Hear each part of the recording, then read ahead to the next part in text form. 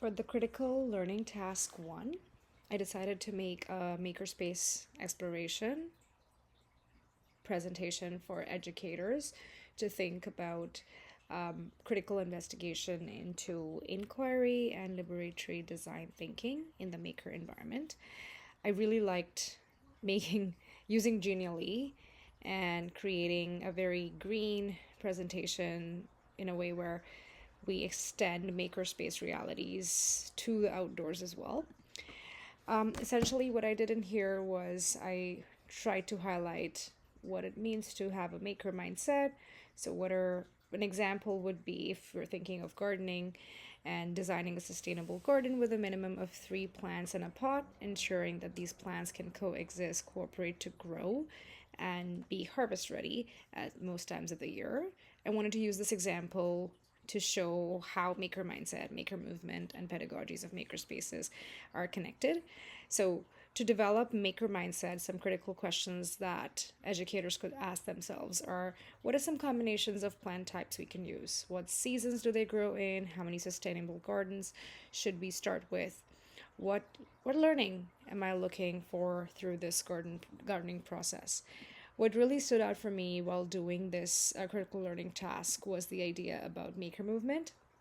Halverson and Pepler 2018 speaks of how the larger movements of making comprises of learning activities that engage people in creative production of artifacts, communities of practice where making activities occur, and identities of participation that people take on as they engage in making. So I really like this, like, stands out for me, the thought that we are trying to create communities of practice.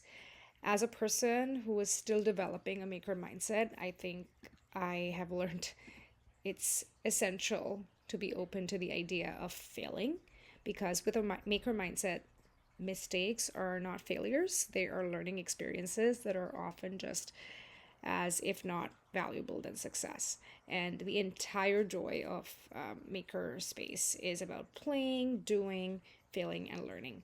I really see this connect to my practice as an educator in the high school, where I'm going to encourage, and I always encourage my students to fail, because that's a sign that they're learning. And this is something I wish to share with my students as well when we dive into Indigenous curriculum of planting and designing green spaces. The inquiry based learning protocol of ask, investigate, create, discuss, reflect, and repeat, I think are core to any inquiry based learning activity. So I wish to use that and pivot on that before we do any makerspace activities. The critical learning task two was something I enjoyed the most in the entire course. I really liked how we condensed our and summarized our learnings in the 3 sentence summary format, and then for each of the articles, and then put one critical question for each of those, and then finally did a 3 sentence bridge to connect all of them. And even the articles were very, very inspiring, because for instance, I never really thought about how we often design for people without even including them in those spaces. So this article by Corseni et al. 2022, Design with and by Marginalized People in Humanitarian Spaces, really stood out to me. And I was wondering about how can we make resources available to marginalized people to enhance the participatory culture of such humanitarian designer maker spaces. The other article was about who is welcomed in a makerspace, and I really liked how it addressed equitable approaches that can cultivate both academic success and students' cultural identities. It was also my most favorite experience to be able to create a Plotagon video. I like that it was free, it was very easy to use, and voila, here's what we got.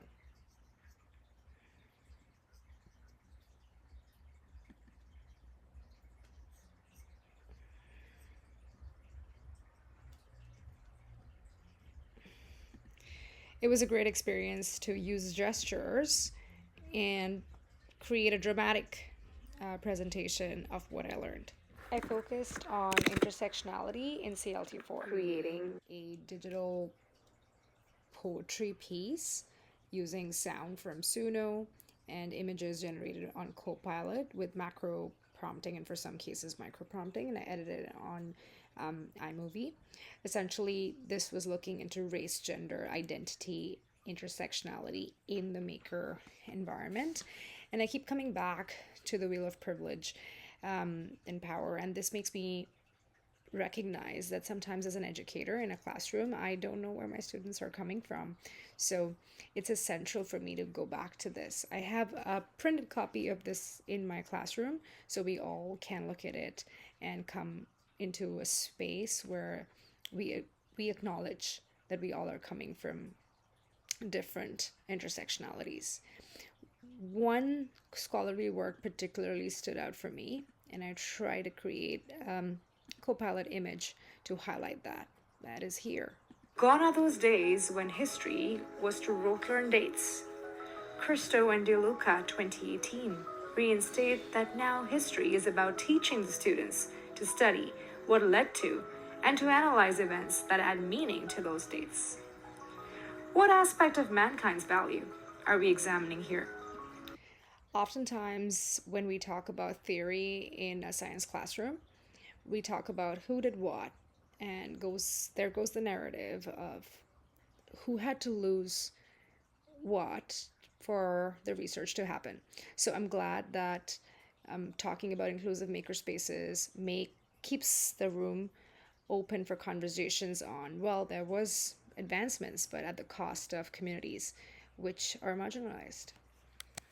The provocation and maker challenge templates are a huge hit for me. So I am really looking forward to using these provocations in my Science 10 classrooms next semester this year. I really enjoyed creating telling tree tales, and this is something that I've taken from the Science 10 curriculum and kind of extended it in a way where right from kindergarten to high school or even adults can go in and try inspiring themselves with a provocation. So this provocation is inspired by takeaways from Dr. Brian Brayboy's presentation on thoughts on Indigenous knowledge systems and Indigenous educations. I essentially put this in two parts where part one, they are looking and making connections between trees in their country and identifying connections with those trees to their identity.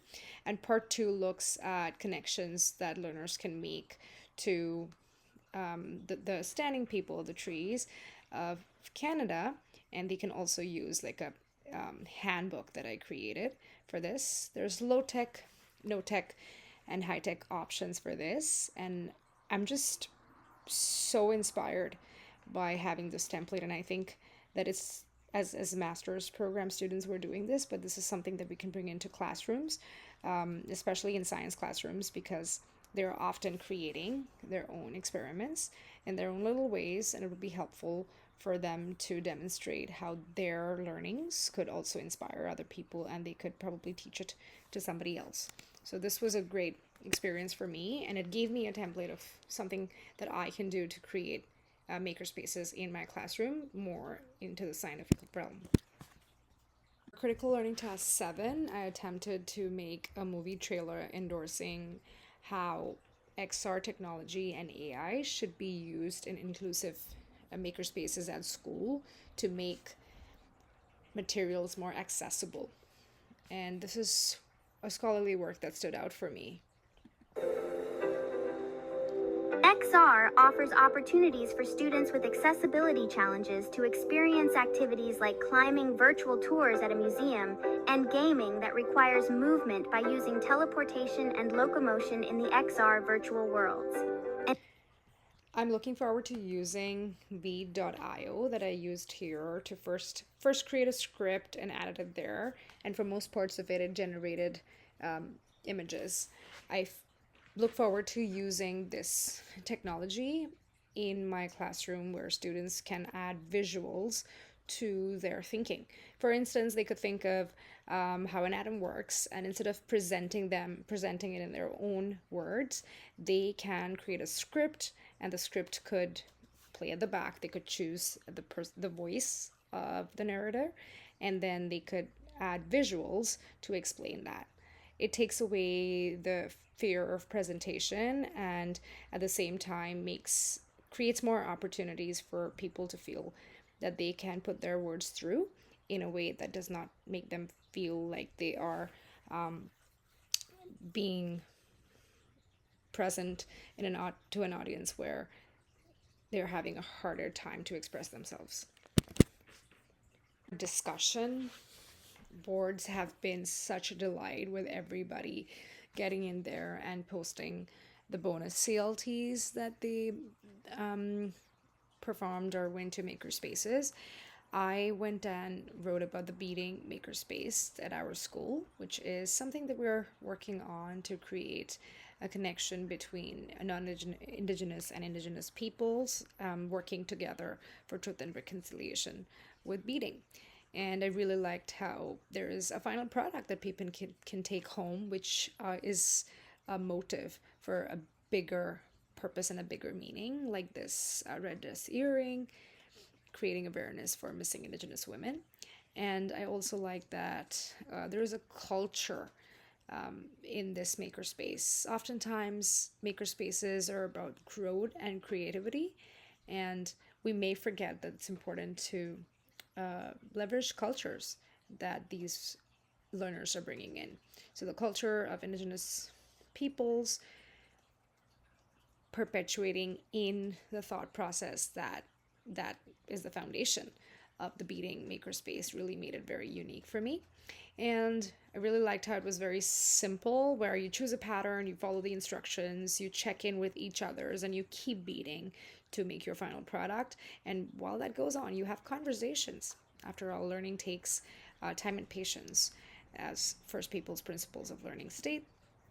And there is a lot of inclusion here because I really enjoyed how the students were coming up with motives and symbols that have a deeper meaning. Although this is going to be some pieces of jewelry that people will wear on them. Like every child matters over here. This is adhering really closely to the EDIDA framework, where beading has been approached in a culturally sensitive and responsive and adaptive way, with permission from Indigenous elders of the community that I live in. There is voice and choice as well, where people can decide what kind of patterns do they want to make. And they want to make simple ones, more complicated ones, or they want to be together. So there's those options of collaborative environments as well. And these are my beautiful turtle earrings, which my students have made. I share for the 4 provocations and 4 challenges, and later the provocation and challenge that we created together, and the assessment was huge in terms of the inspirations I got from her, and learning how to collaborate in a way where we came from different points of how we wanted the final product to be, but we were able to follow one of our visions, and then the other person just added to it. And then we tried our best to make sure that we worked respectfully and kept our creative challenges going. And she was a great peer to work with. I also had the opportunity to meet with her in person, so yay, that was a big thing. When we worked together to volunteer at the UBC Inclusive Seminar. This is our space where we have sheltered all our completed provocations and challenges. Personally, I enjoy doing all of them. The provocation that resonated most with me was definitely the fast fashion and the harm it brings with it. I took my learning to a next level, where I also started going and speaking to a few people about how fast fashion can have consequences which are never ending. I am also going to be looking at clearing up my own closet this winter break. So this was a huge thing to learn about. where fabric materials come from and how labor is ill treated. So we don't want this kind of clothing, and how it takes so much to process materials, and how it is more, it's better and more sustainable to have 100% pure fabrication versus most of the clothing out there, which is not 100%. So mixed fabrics don't do that well. So this is the one that personally inspired me the most. I also liked learning about the culturally responsive pedagogy here, and we together try to put together authentic conversations that the Black Teacher Project 2022 emphasizes on. It talks about focusing on the connection to one's identity to actually be able to start talking about these responsive pedagogy discussions. And then the challenges that I enjoyed the most was the the fast fashion and the climate change one. This has been huge for me because I've started getting conversations with my students in the classroom. This poster is something I have on my in my classroom again for them to have a look at, because with the gifting season, winter break coming, everybody is thinking about buying new clothing, and it's good to get those conversations about, well, what can you do when you're done with a piece of clothing? Donate, swap, upcycle. And this is a poster that anybody can benefit from. So I'm glad that the learning that I had in this space can also perpetuate into my school community, where I'm the one trying to create more learning as well. This was a personal favorite of mine, indigenizing our favorite places. I am so grateful for the person who created this challenge, because thank you, Chloe, because I actually did not know a lot about New Westminster, and I have so many beautiful memories in this space. This is where I met my husband.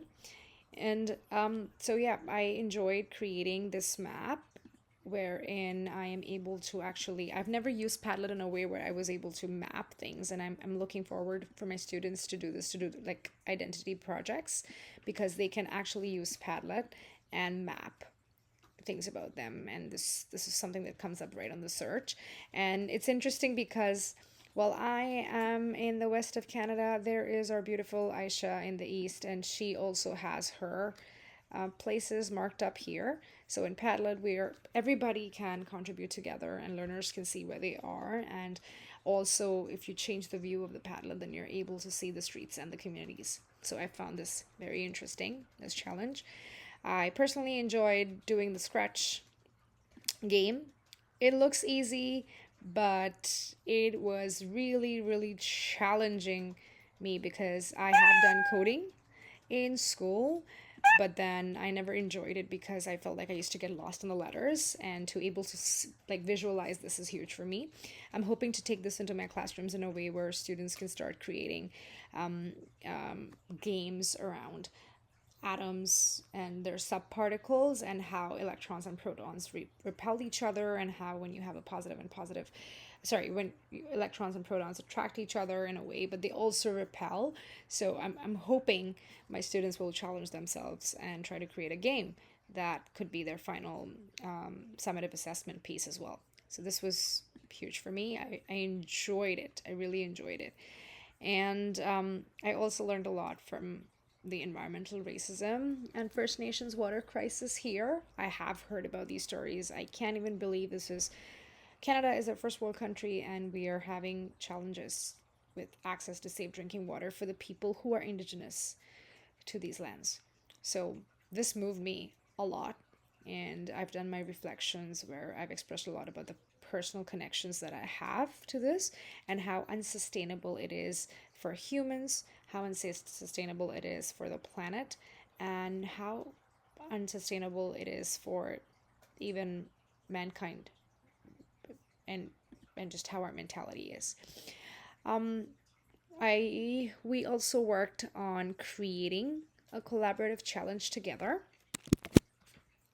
Vacation part of it, we spoke about starting to think about why are we doing land acknowledgements, and hearing from Indigenous voices. So it was a great experience to actually be able to think of land acknowledgement from a point of not from a non-Indigenous person's view, where we're trying to still make connections to the land, but also hearing from voices of Indigenous peoples and what they expect, what they think is a land acknowledgement. How does this contribute to truth and reconciliation? This provocation aimed to understand the motivation for allyship with Indigenous peoples of the land and an individual resides on. And the goal was to document observations for each stage, which and create meaningful aligned acknowledgements. So this was where the learner was able to start making these meaningful observations and connections.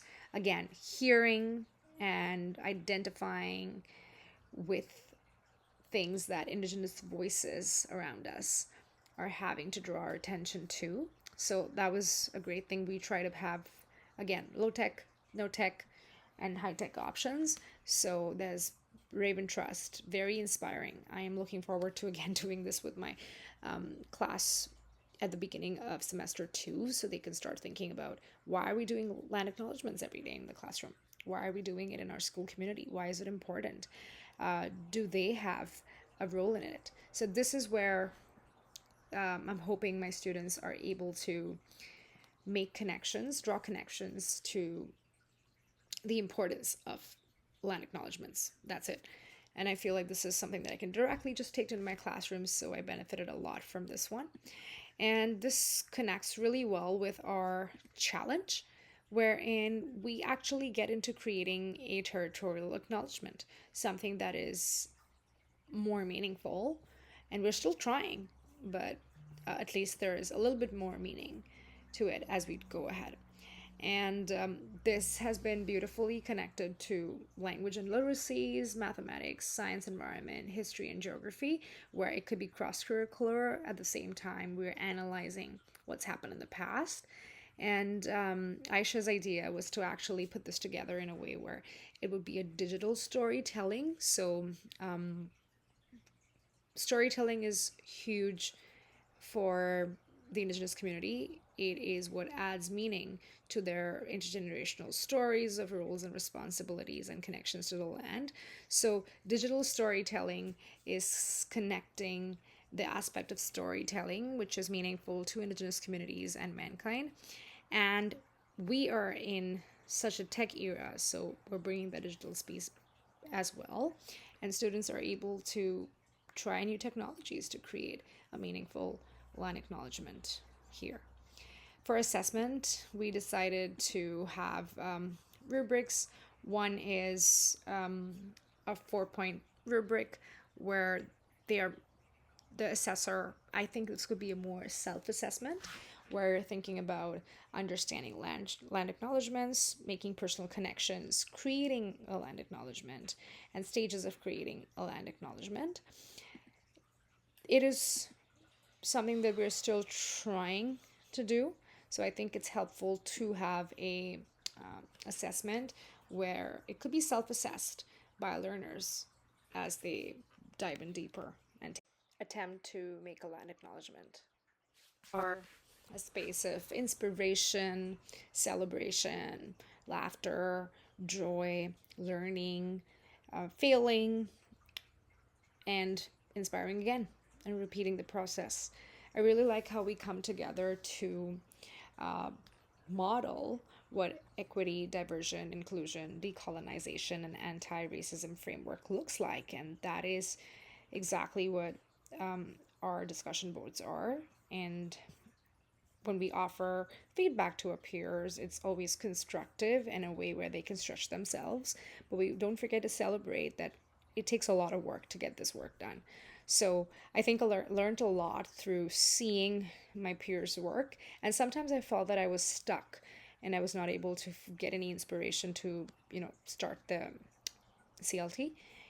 And then I had the discussion board to lean on, see what my peers have done, get inspired, and dive right into my learning. So I found it very unique that although I was reading other people's work and trying to get inspired, yet I was also forming connections that helped me in my learning and my creativity. So that's how contagious and creative the space has been for me.